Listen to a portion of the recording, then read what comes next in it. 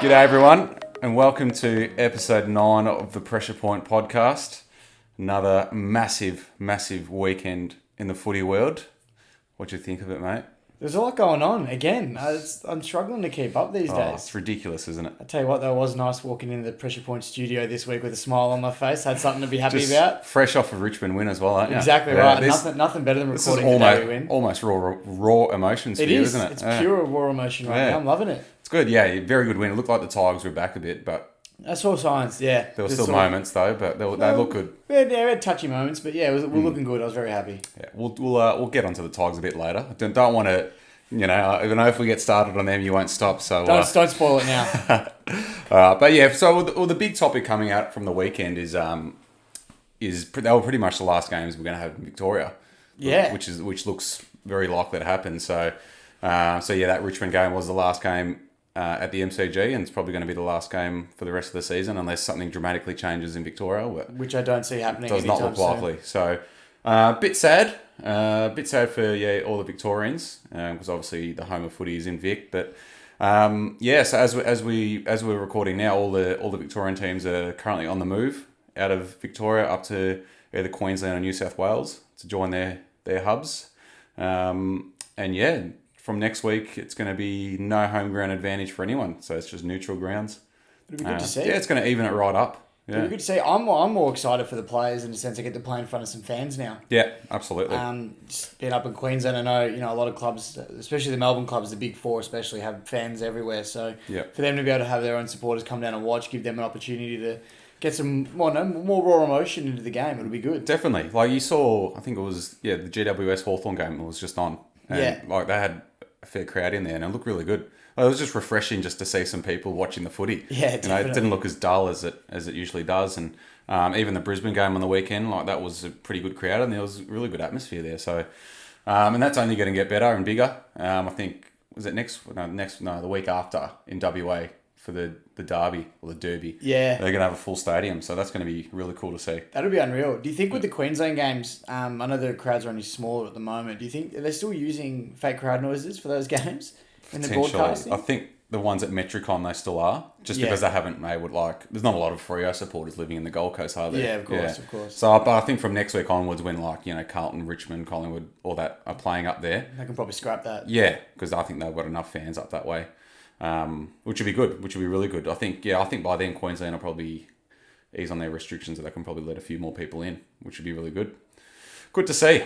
But yeah, so that's pretty much the big story that's come out of the weekend, and it's unprecedented. We've never seen this in our lifetimes, seeing 10 Victorian clubs pack up their bags and move into state for, what's it going to be, 4 or 5 weeks. So, but yeah, that's all happening. Another big thing from the weekend, do we see a new flag favourite emerge?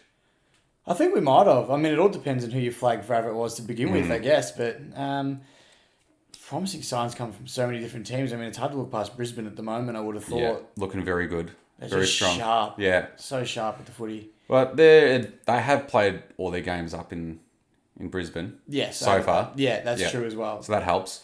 But yeah, they have looked really good, and they did a job on Port, who we sort of considered to be one of the favourites. Well, they were up there. They hadn't lost a game, and they were, top of the ladder for a while, and they still are, to be fair to them. But yeah, Brisbane sort of put a number on them. Yeah, they look very good. So, and then even the Tigers showed that they're not done yet. So you never know. It's just it's a bizarre season. Anything's going to happen. So don't be surprised if a real surprise packet does take out the flag this year, and that's not going to be at the MCG either. And it could be good. It'll be good for the game, I think, to see like you said, a surprise packet win. Yeah.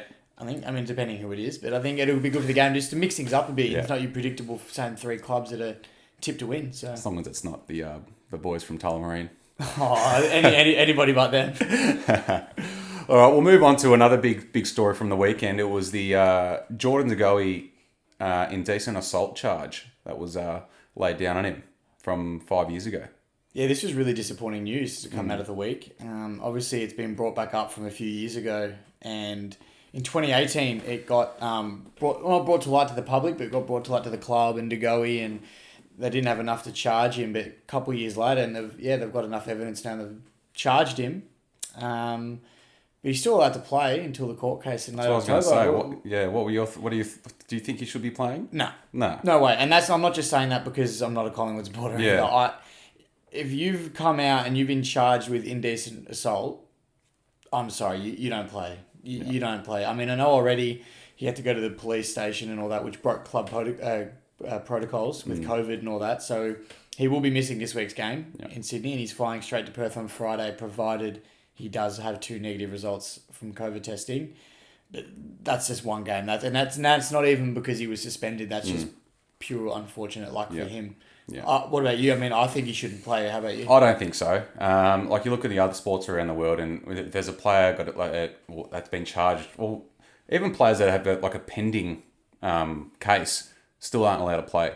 I know in the NFL they're really strict on that. So De Goey's been charged, which makes it even stranger to see that he's going to be playing after this week. Well, I heard some people trying to compare it to the Majak Door incident a year or two ago, whenever that was. Majak wasn't charged though. No, exactly right. I was about to say, from what I'm aware, Majak was never charged. So it was just pending the whole time. So it's a very different circumstance here. De Goey's been charged, so he should. I don't think he should be allowed to play. No, I don't think so. You're breaking the law and going against the law. You can't really let that. The AFL need to step in. I feel. Yeah, exactly right. Look, it's different if something's. I mean, like obviously we got someone like Marlon Pickett that's been in prison and is now playing AFL. That's a past life. This happened during his AFL career, and he's currently still playing while this is all going underway. He can't be allowed to play. Yeah, for sure. Anyway, we'll move on from that. We only wanted to touch on it for a bit. Pardon the pun. No. So we'll move on to the Adelaide pre-season camp. There's been more stories come out of that. It's just the gift that keeps on giving, the Adelaide pre-season camp in 2018. This just brings a smile on my face every time I hear about this. This is unbelievable. Sam McClure reported during, just today I think it might have been, it came out that some recent things that happened with players getting personally insulted. No topic was sort of off limits with how verbal they got with each other, and things like they were tied down to a tree and had to crawl out to a rope to get the knife to cut themselves free, whilst about 10 other players were pulling the rope in the other direction and then insulting them while they were going at it. And I know the Indigenous players were all stood up a few weeks later and were really offended by it all. So I'm not sure how bad it got, but obviously it must have been racial at some point. I'm flabbergasted by this, how this can still happen in a professional modern day sporting club. It's bizarre, isn't it? I can't get my head around it. It's just how that can happen. And it's clearly scarred the whole footy club. They haven't recovered from it. They've had a mass exodus of players. It's baffling. It's baffling.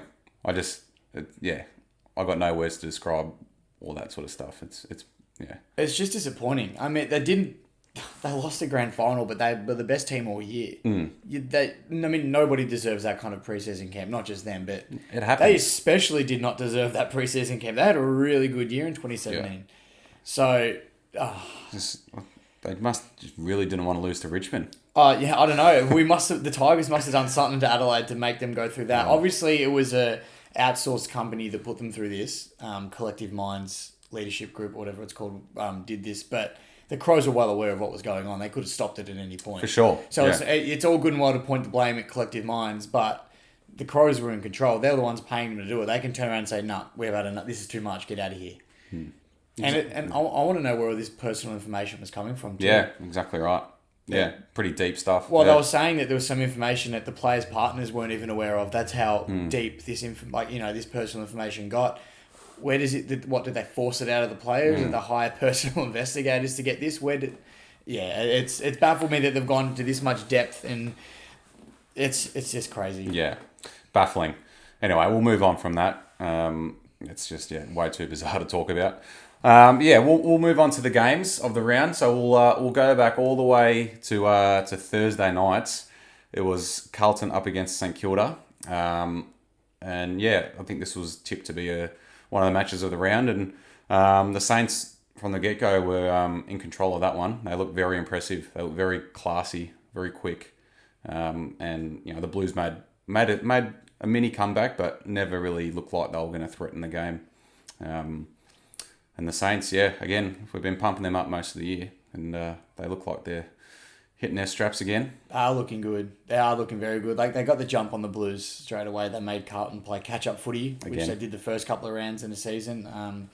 But yeah, you're right. They just got to a very good start. They're looking very classy, and some of their players, just their younger guys as well, are just starting to look really, really good. They're looking confident on the ground. They just look like they've been there for a long time. Yeah, no, they've got a really good team, and they've got a really good coach as well in Brett Ratton. So they pretty much show the rest of the competition on how to stop Carlton as well.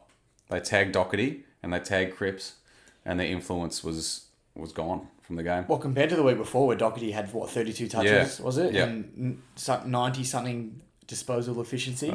Well done. Disposal. Yeah, I said it probably this time. Compared to that, and then he got hardly any of the football against the Saints. They seem to have worked them out. Yeah. So they were coached really well, the Saints. Jack Steele's the ideal tagger for Paddy Cripps. Yeah, he did a very good job. Yeah, so there's no better player in the competition really that can. He's got the same body, same tank, and can just run with him and outmuscle him. So the Saints, they've done that before against the Blues, and once that Carlton didn't really have a plan B after that.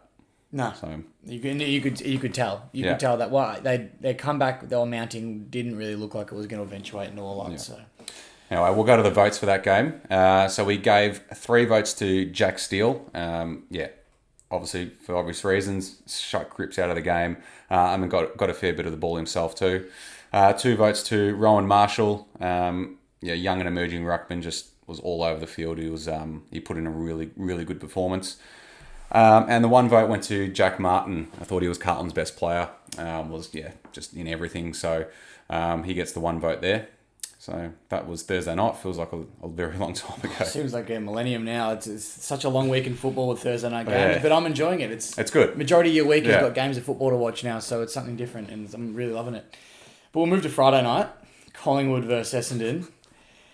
Probably our 2 most hated teams that we probably don't. So we hard to pick who we wanted to win for this one because it really either way wouldn't have been happy. But the Bombers were all over the Pies. Yeah, pretty much the whole game. Dylan Shield and Jake Stringer were massive. Jake Stringer came off injured in the last quarter there, but looks like he might be out for a couple of months. Yeah, it didn't look good, but his influence on that game alone, he kicked 3, I'm pretty sure, and he was everywhere. He's really dominating figure on the ground. Another issue for Collingwood, I mean, they went 2 quarters without kicking any goals. They kicked 3 in the first, I think it was, and they didn't kick another one to the last quarter. And that's like the first time they've done that this year. Same with the Tigers in the draw a few weeks ago. They didn't kick a goal, for the second and third quarter. Do you reckon that's an ongoing issue, or do you reckon that's just coincidental that they've done that twice this year? I think it's a bit of an issue now that it's happened more than once, for sure. I was speaking to a few Collingwood supporters over the weekend, and they are filthy with Mason Cox and that forward line. So, they've got a few issues going forward. I think the Pies. But they're absolutely stacked everywhere else along the ground. It's just inside 50. They've got some good players inside 50. It's just the way they're functioning doesn't seem to be working well for them. Yeah, definitely. And speaking of Mason Cox, I feel like it is worth touching on as well the racial and verbal abuse that went out to Travis Varco and Mason Cox over the weekend. Another disgusting act. I think someone called Varco a chimp. Surely by this stage we've learned everyone's going to stop doing that sort of thing. With everything happening in the world at the moment, you'd think that would just... You think it would stop. It would stop. And I'm not Mason Cox's biggest advocate, and I was loving it when he had 1 touch at... he got his first touch in the last quarter, I think it was, but he got verbally abused, and I think it just needs to stop. Yeah. Like it's all fun and games, and you poke fun at someone, but that they would take it across that line is too much. Yeah. I think that's going to stop. So I think that was something I probably wanted to touch on and just sort of, make people as aware of those things as possible so you can sort of stop them. Yeah. But I'll move on to the votes. I gave my 1 vote to Brodie Grundy. He just dominated through the middle as per usual. My 2 votes to Jake Stringer, and my 3 votes for Dylan Shield for all the reasons mentioned before. Perfect. All right. So we'll move on to Saturday. It was the game between West Coast and Sydney up at Metricon Stadium. Eagles finally got a win on the board. They needed that. It was desperate times there. They needed to get a win in that while they were in the hubs before they go back home. I think that's going to give them the confidence that they need because things were looking pretty bad for them at one stage. And it was good to see their best players in form with Nick Nat just dominating the ruck all day. Smashed Aliir. Which was good to see. It's good to see Nick Nat in full flight. He's good to watch. And then, their usual suspects of Elliot Yeo and Dom Sheed and all that came to the party. So that was a good win for them. And I think next week's their last week in Queensland and then they're back home. So they'll be looking forward to that. But the votes, so we gave 1 vote to Dom Sheed, 2 votes to Nick Nat, and 3 votes to Elliot Yeo. It's bloody good to see Nick Nat back out there, isn't it? Yeah. He's been one of those ones with an unfortunate run the last couple of years, so it's good to see him when he's at his best. For sure.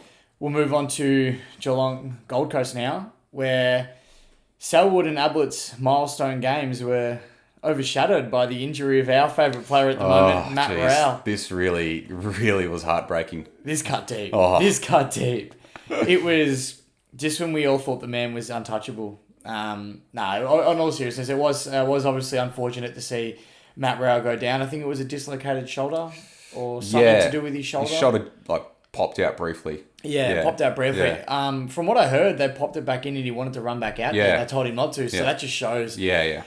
I'm sorry, if that happened to me at 18, 19, I wouldn't play for the year. Like that man is such a. It just shows the he's a beast. The resilience that he's got. But obviously, as I said before, Selwood played his 300th and Ablett played his 350, which are massive milestones to get to that amount of games. They weren't going to lose that. They're never going to lose that. They're never going to lose that. And I just think there's been such stalwarts for the club. It was good to see them get that milestone. But do you reckon? Obviously, like I said, weren't going to lose, especially down at Cardinia. But do you reckon this was a bit of a wake-up call for the Suns, or do you reckon this is just a tough game to win? I thought the Suns actually played pretty well for 3 quarters. They were winning in the third quarter. They were looking pretty good. They were pretty competitive. But playing Geelong in Geelong is so different. So, but it's probably a good reality check for them because they did have all their games before that at Metricon.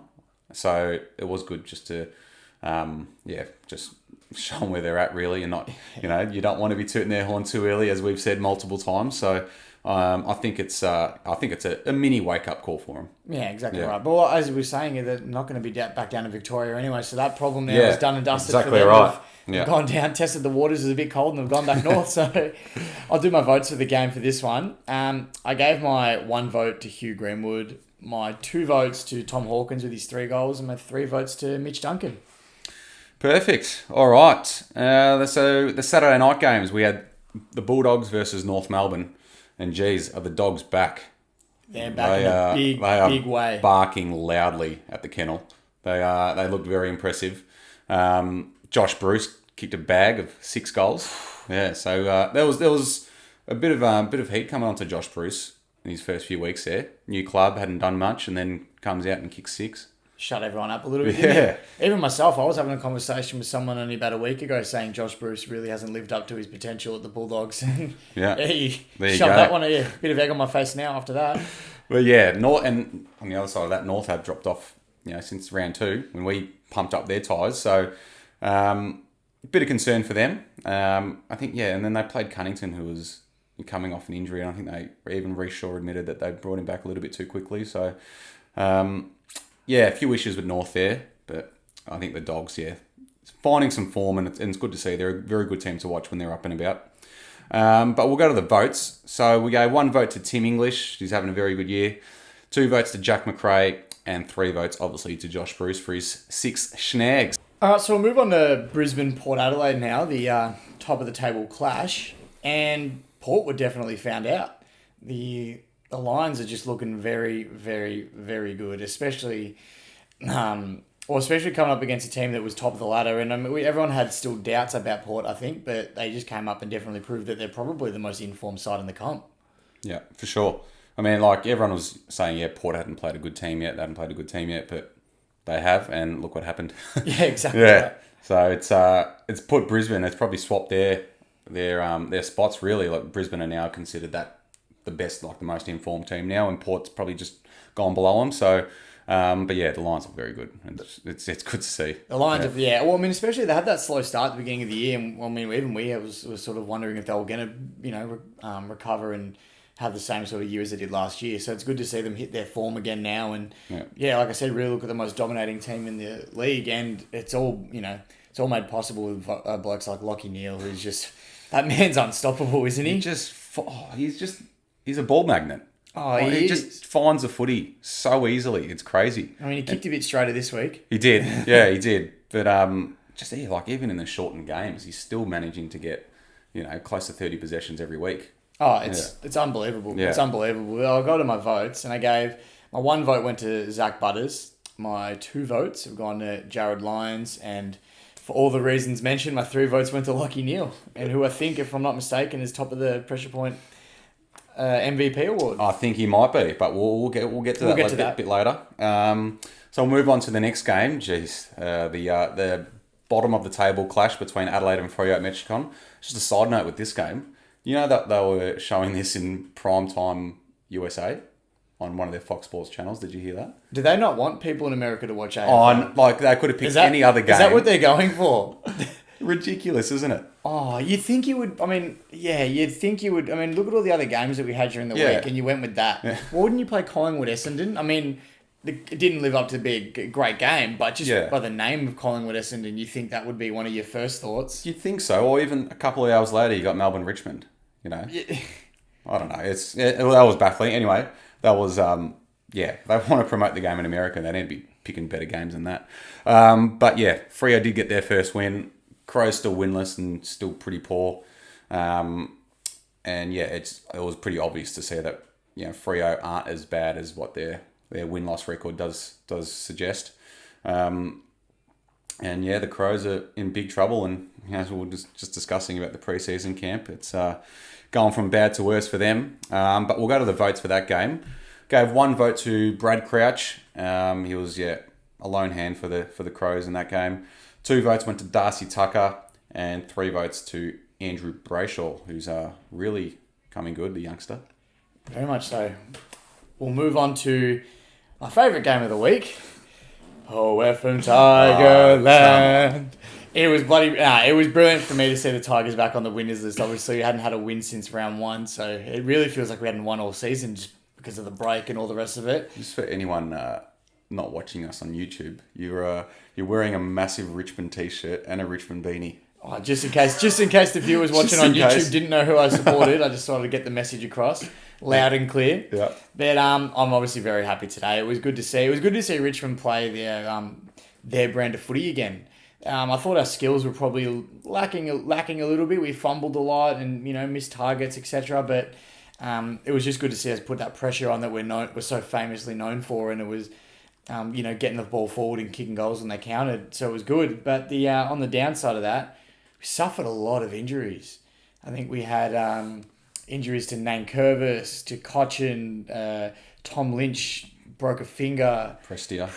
The big one. Did an ankle. Who's the big one. He went down into the rooms, came back up, very emotional. Yeah. So we're still not sure of the result and how long each of those players will be out, if they will be out at all. But I heard you mention to me earlier saying that the Cochin injury is a potential conspiracy that he just doesn't want to go to the Hubs. Oh, no, it looked a bit like it, didn't it? Like he just said, it was like a bit of hamstring, like a really mild notice of the hamstring.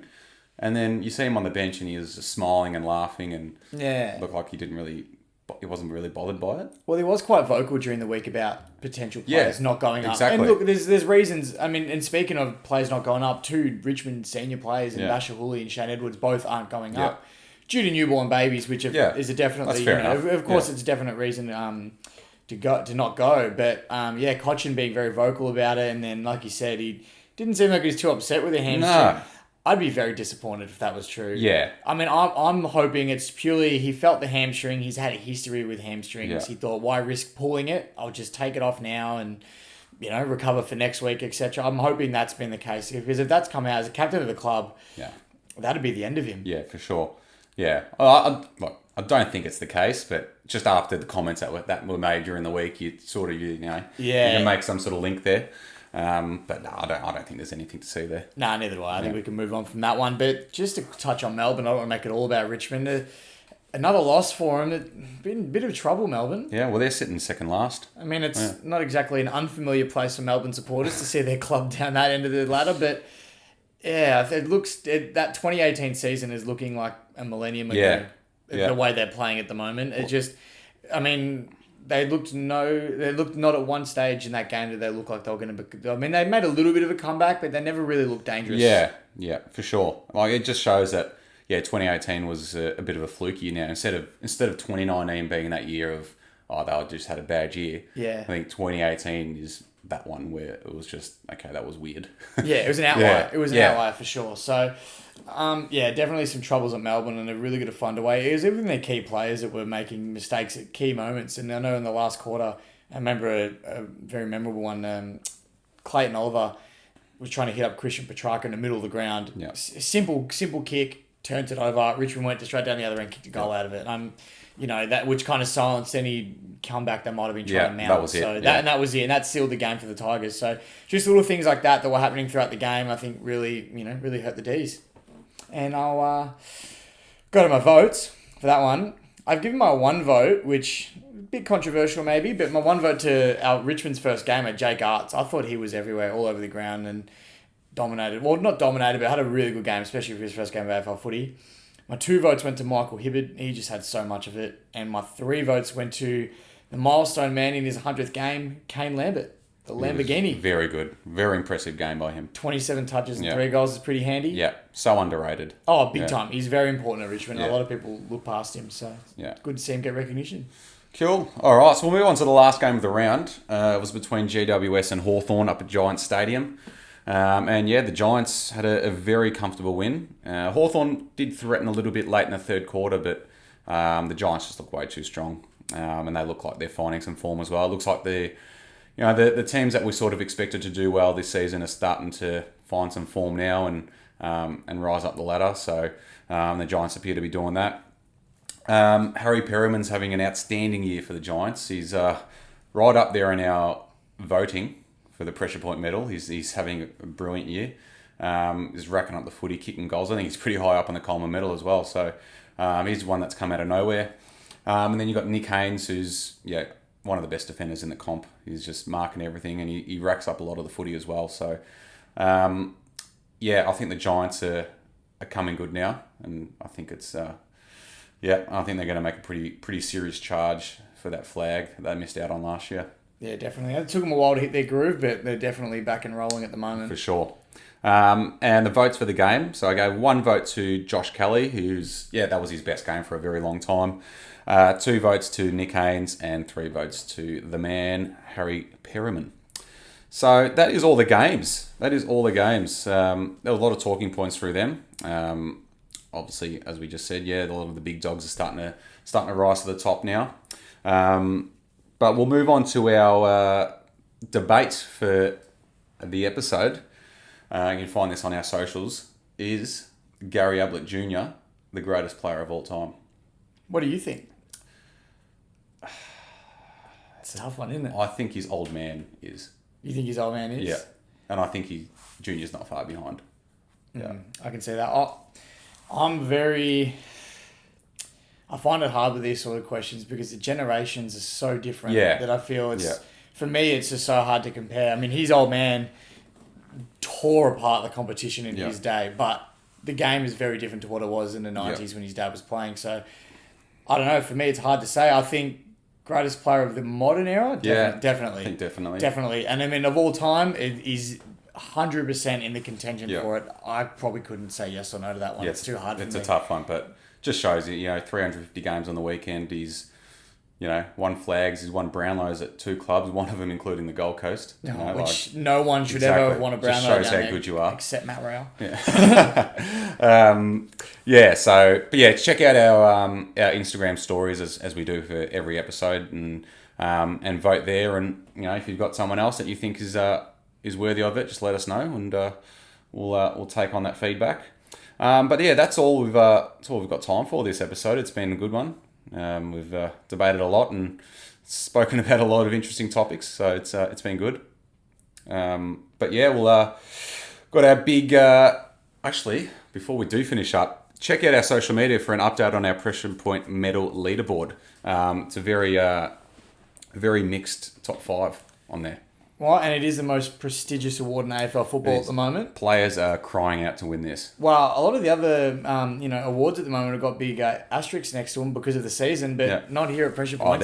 We're far from asterisks. Our MVP award is very prestigious, and I know a few players have sort of asked us to chop them out with a couple of votes here and there, but we won't do it. It's purely based on performance. So exactly right. If you want to see who's up there, definitely go check that out. Yeah, so that'll be posted over the next couple of days, and and then we'll probably just do rolling updates with that every couple of weeks. So be good. But yeah, that's all we've got time for. Make sure you leave a review, share it with your friends, and check us out on YouTube. Really appreciate the love and the support from all you guys, and we'll talk to you for a big preview of round 6. Go Tigers!